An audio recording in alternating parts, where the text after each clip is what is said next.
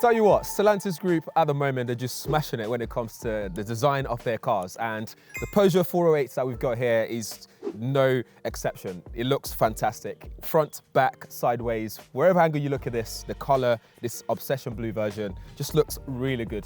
Now, we reviewed the hybrid version back in Barcelona, but this is the first time I'm actually taking this out on the road in the UK, and this is a petrol version. It's the 1.2 litre PureTech version, which is interesting to say the least, but we'll come to that by what I mean by that. Let's start with the design though. Let's talk about what this looks like. Starting with the front in true Peugeot fashion, and you can see all the creases all around the car, including the bonnet crease. You got the 408 badge there, the new Peugeot badge there, which also houses some of that ADAS system that we've got inside of the car. Again, we'll go through that when we get inside the car. But I think all in all, on the front, it looks fantastic. I love the fang that also goes across there for the daylight running lights. It looks really good, and it doesn't look too high off the ground. This is a car it's not an SUV, it's not a coupe, it's not a sedan. It's almost in its own lane. It's got the space of an SUV, so you buy one of these for the practicality. You also buy it because it looks really good, and I think for the value, for what you get in this, I think it's a good value for money. Moving on to the side of the car, in fact, before I even touch on that, again, let's talk about this color, this paintwork. This is free as well when you buy this, and this Obsession Blue kind of changes tone depending on which side you look at it. So I'm looking at it from here, and it's got this like green sort of tone to it, it's green tint. And then when you look at the creases, it sort of gets darker again, and it's just fantastic. But back to the side of the car, we have 19-inch alloys on here. This is the GT trim level, which you can also have different ones. You have the Allure, you have the Allure Premium, and then the GT trim level here, which has some extra GT styling all around the car. Another Peugeot logo on the side here. Then the creases continue, as you can see there, goes all around there, goes on the side here, a little dink on the side. It's got keyless entry, which the car just opened because I'm next to it with the key.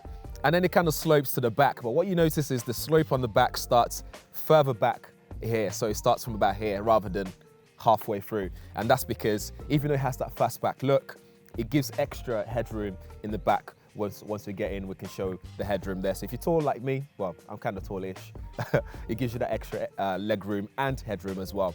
We've got the cat ears spoiler on here, which looks really cool as well. I think if they put this on some of their faster cars, some of their more sportier cars, that will actually look pretty cool. But it looks cool on this as well, nonetheless. And then moving on to the back of the car, we got the claw design on the LED lights on there, on the tail lights. And then we got this big black cladding sort of here, this plastic thing here, which gives you that SUV look. It's a car that's trying to be more than one thing. It's got that space of an SUV, that SUV look, the rugged look when you take it out, you know, maybe off-roading, maybe. It's not made for off-roading, by the way, but it gives you that kind of look, and I think it looks fantastic, but I prefer the front view though. And we've got the GT logo there again for that GT styling, and the Peugeot logo there, and that big bar that goes all across the back of the car, which I think that's about it. And it kind of sits a bit higher up as well. Press that to open it, or you can use your key fob as well. And here we have 508 litres of boot space, and it's sizable, it's decent. We've got camera gears in there at the moment, so it works well for the kind of stuff that I do. You've got a little gap there that you can feed some more stuff through into the back seat. You've got plenty of like netted area to hook things up into, and you got shopping basket hooks as well, which is really cool. You got release buttons here for the back seat, so you don't have to go inside to release those. And you got a big entry opening as well, so if you were to load in your IKEA furnitures and stuff, this is going to be easy to do. And you got a small parcel shelf here, which again, they've thought about everything in terms of being able to easily get things into the boot. I also love how low down this is on this part here. So if you've got pets and you try to load your dogs into the back area, then it's nice and easy to get them in through that way as well, so you won't struggle. Or if you just got stuff that you want to carry, you're not going to have to lift it quite high up before you can get stuff inside the boot. But enough about the boot. You can close it, pressing that button there. Let's have a look at the back seat and the front seat experience. Okay, here we are in the back seat, and first thing first, it feels comfortable and very premium in here. And I think I say that about a lot of cars, but this one especially feels comfortable and also premium. Look at the material that's been used in here. We've got this sort of Alcantara finishing on here, nice stitching going in around here. Plenty of knee room, even though this seat is probably not how I would seat normally, but even that's kind of a bit further back, I still have enough knee room there. Plenty of space to tuck in my feet as well, and headroom is great. I think they've done a great job with the headroom. I'm 5'11", so just to put that into perspective, I have plenty of space, even with my bun on my head, it's still plenty of space for me to sit down comfortably and be fine. I'd have to raise the headrest though, because that's hitting. There we go. That's hitting my back. Yeah, that's even much nicer. Yeah, that's plenty of room. And we have our armrest here as well, which has 2 cup holders and a little space to maybe put your phone or something like that, and a little gap here that allows you to access the boot in case you forget something, or you can feed something through there for extra space for storage. Put that away. We have 2 ports here, so 2 USB-C ports for charging your devices, which is nice and modern and also great, and a tiny little space there to store something as well. I don't know what you'd put in there, but it's there. You've got the usual net in here to store your documents and keep them safe, and middle seat passenger would be all right as well, because the transmission tunnel there is not too bad at all. I think it's great. It's not too high up, so you can sit for not too long, but you can still sit comfortably well here if you sit in the middle, and 5'11" here as well. But yeah, I think all in all, in the back seat, you are in for a treat. Nice and premium, nice and spacious and practical. Up front for the driver and the front passenger, I think one of the first things you do when you go out to look for a new car is you sit in, get a feel for it, and you want to compare it with the other premium cars on the market, like, you know, your Audis, your Mercedes, and so on. And I think when you sit in this, it gives you that sense of premium level. And the things that might be letting it down might be these glossy materials around here, which attracts a lot of fingerprint, and you have to keep wiping them. But that aside, you've got a nice stitching, you've got that Alcantara sort of finishing again all around here. And I think they've done a good job at keeping things look premium in here. The displays, you have 2 10-inch displays, so one here, you got 1 instrument cluster, which is also 10 inches as well. And then around this area, we have a few bits of tech all around here. You got wireless charging mat over there. We've got 1 USB-C port there, which also supports screen mirroring, so you can do Android Auto, Apple CarPlay with that. You've got this nice compact drive mode switch here. Got your gear shift there. And then underneath here, we can open this curtain to reveal 2 cup holders there as well. And there's another little gap here which you can quickly put your phone, or you can open this up and you got another big space here with 1 more USB-C ports to charge your devices. So I think plenty of options there to keep you going. And then we have this steering wheel, which is a compact steering wheel, which is something that you'd have to get used to. It's one of the smallest I've seen in the car. It just doesn't quite match up with the size of the 408, but it's there. But once you get used to it, it's nice and easy to go. We've got a GT logo badging on here as well. You have to sit right and adjust this to match as well, because otherwise you'll end up having this bit obstruct your view of the instrument cluster, which we'll go back to in a bit. It's 3D as well, which basically means you have 2 layers. So it projects the important information to the front of the screen, and behind it is other information as well, which looks pretty good. It's hard to show on camera, so we won't be able to show that really, but if you get a chance to have a look at one of these, it looks pretty cool. You can turn it off as well if you don't like it, but I'd leave it on. You got a focal sound system in here, and it's hi-fi system, which is an upgrade. You have to pay extra for that, but it sounds fantastic in here. It's not the loudest I've heard or the best, but I think it's great. And then here, there's a mixture of touch screen, touch buttons, and physical buttons. We have this piano style buttons here, which you can use to go to like your ADAS system, volume control.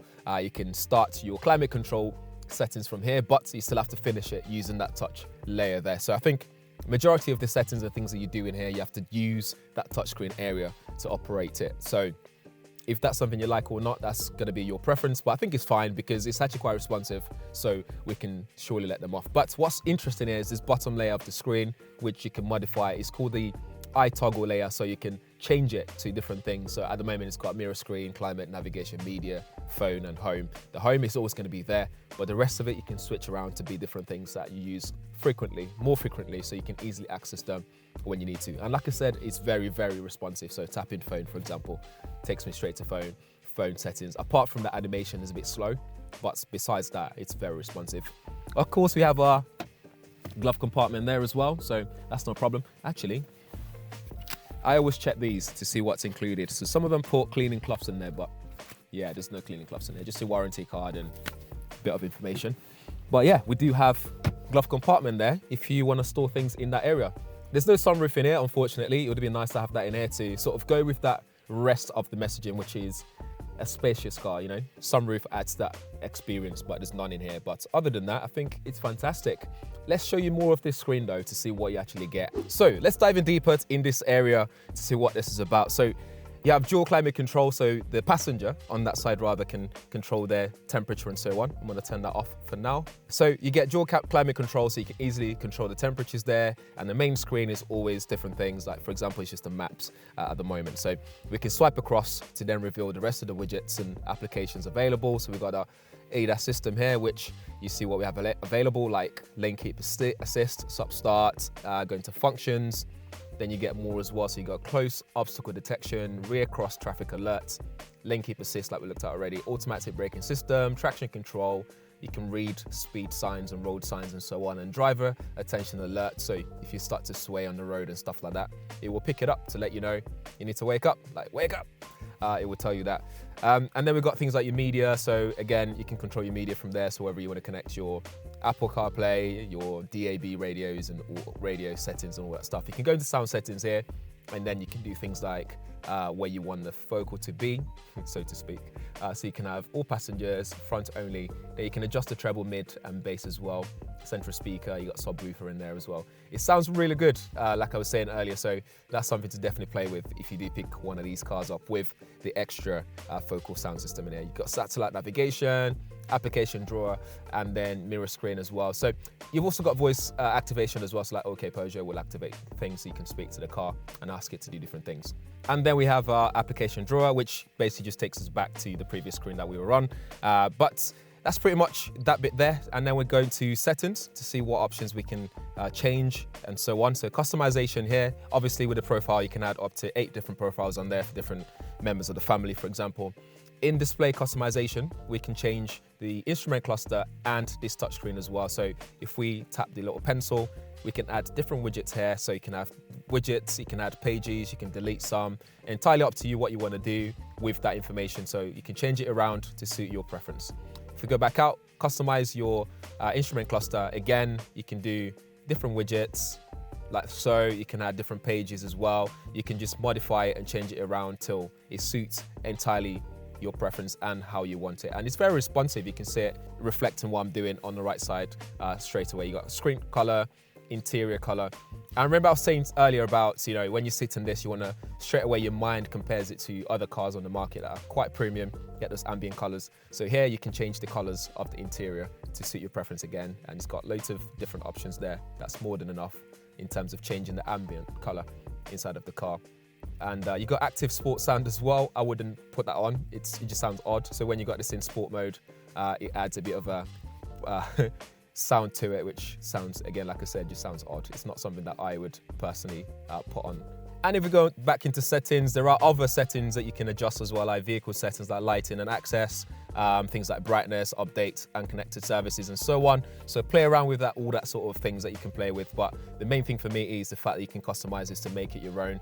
I said also that this bit here, you can customize it, and it's very straightforward. If you've used your phone, an iPhone or Android devices, it's very similar in terms of just, in fact, let's change one. So if you want to remove media, for example, and replace it with something else, just press and hold this like so, and then you can see the option that you can do in terms of shortcuts. So if, for example, we want to change this to, I don't know, ADAS system, we'll change that straight away. So that's now swapped around. So you can see how quickly that functions and how easy it is to actually use that as well. And there's also your ADAS button here that you can always use to activate that and access all your ADAS system and settings. And when we're reversing, we also have our reverse camera as well, which is standard across all the different trim levels as well. So you can, do the brightness settings and so on. You can change the angle on there. There's no 3D sort of settings or self-parking feature on here or anything like that, but this is more than enough to be able to see where you're going and guide you as well when you need to park.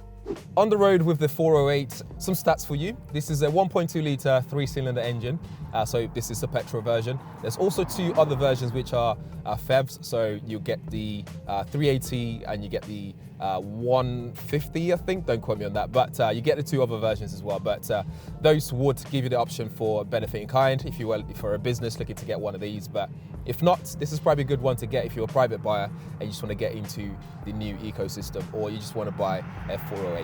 So going back to that, this will top out at 130 miles per hour. You're looking at 0 to 62 in around 10.4 seconds. And this is 130 horsepower, or about 128 brake horsepower. in terms of the power that you get in here. You're looking at 230 newtons meters of torque as well, which is not a lot in this, but I don't think Peugeot has built this car to be a fast machine. But having said that though, this is such a heavy car that I feel like 1.2 litre in here is definitely not enough, and 3 cylinders at that. And where this comes into fruition, where you start to notice this, is when you take it on the road and you put your foot down, there's a bit of a lag, there's a bit of a delay from when you put your foot down and you actually see the result of what you're doing. So if I put my foot down here, and then it goes. So you get that around 2 to 3 seconds delay every time you go through the gears and stuff like that. So you do get paddle shift here for manual gear shifting. But what I will tell you though is when you put your foot down as well, or when you're just driving it anyway, the engine just sounds painful. It sounds like it's struggling to do what you're telling it to do. So it's very loud on the revs. So when you go, oh, just sounds like I'm hurting the car. So the gearbox is quite clunky in that sense. So that's something that I didn't really like about this. But where this really shines is once you get to the the higher speeds and you're on the motorway, for example, and you just let it ride, it's nice and smooth. And one thing that they've done well in this car is the comfortability. It's very comfortable. One thing I was expecting to experience around these countryside roads, for example, is have a lot of body roll as I'm going through the corners, but actually there's not a lot of body roll here. The seats are comfortable, the seats hold you in as well, which is really good. And I'm assuming that the passengers as well, I mean, Khalik's at the back, the videographer, is also comfortable sat at the back. So I don't think that's a problem at all when it comes to this car. Where I've got issues with it is the power output. So if I was to get one of these, I'll probably go for the 225 version of this. So I think it's 180 and a 225. So if I was to go to the numbers back there. But yeah, I'd go for the top end 1.6 litre engine with the electric motor bolted on as well. So I'd go for that version for me to get a bit more power, a bit more grunt. So the version that we drove in Barcelona when this was actually announced and we got to drive it for the first time. But going back to driving this on the UK roads, I think it's comfortable. It just takes the corners nice and smooth. There's no aggressive movement at all there at all. So it's just really nice. And the steering is very precise. We do get 3 driving modes. So we get normal, we got eco, and we've also got sports mode. But regardless of which mode you put it in, I don't think you notice a big transition between all of them really. So when you put it into sports mode, it's a bit sharper, but still not sharp enough. You still get that delay from when you put your foot down and then it moves off the line. So that's still an issue. So for me, I don't even know why they've put the drive mode there at all. They should just have it in eco and normal, and the normal should be sports mode to have it just to be as responsive as it can be. This is very close to the C5X in terms of pricing and size and stuff like that. So this is slightly cheaper than the C5X, I believe, and it's a bit more than your Audi equivalent. So if you're strapped for money, then you have to decide which one you're actually going for, which one's the best value for money.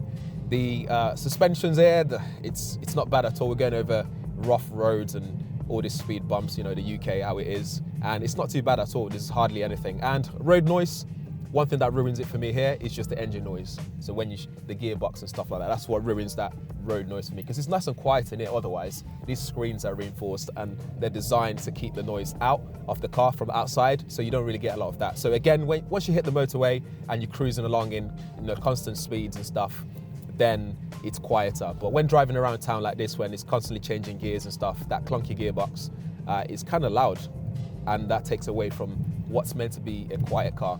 If you want it to be super quieter, then obviously you go for the hybrid versions, because when you can drive, I think, up to 40 miles on electric only, it means you can drive in a nice, quiet environment and you don't have to worry about the noise in the area and all that stuff. So excellent car all round. I'm not mad at it at all. I think it's a really good car. This fully spec'd up, so the GT trim version, this version that we've got here, will set you back around £35,000, give or take. So I think it's not a bad price at all. I think for value for money, this is up there for me in terms of value for money. And it looks great. I think the color's nice. I love the Obsession blue color that it's got. And visibility is great as well. The sitting height is just there in the middle. It's not too high up like SUV. It's not too low down like saloon. So I think it's just nicely, it hits a sweet spot in terms of the actual sitting height of the car. And everything's within easy reach as well. You got all the essential buttons on the steering for media control and cruise control. This has got stop and go cruise control as well. So all that's there. The instrument cluster is great. There's no head-up display. So if you do end up moving the steering and it's blocking that instrument cluster, there's no alternative. So you still have to kind of peek and see what you're doing. But otherwise, I think it's spot on. So that's been it for the 1.2 PureTech 130. There's a lot of numbers here. Peugeot 408. Let me know what you think in the comments below, as always. And if you have any questions, do drop them there as well. We'll do our best, well, I'll do my best to answer your questions. And yeah, if this is your first time around here, please do subscribe, smash that bell notification, because that's the only way you know every time we have a new video about any cars or tech or phones, laptops, etc. up on the channel. Thanks for watching. See you in the next one.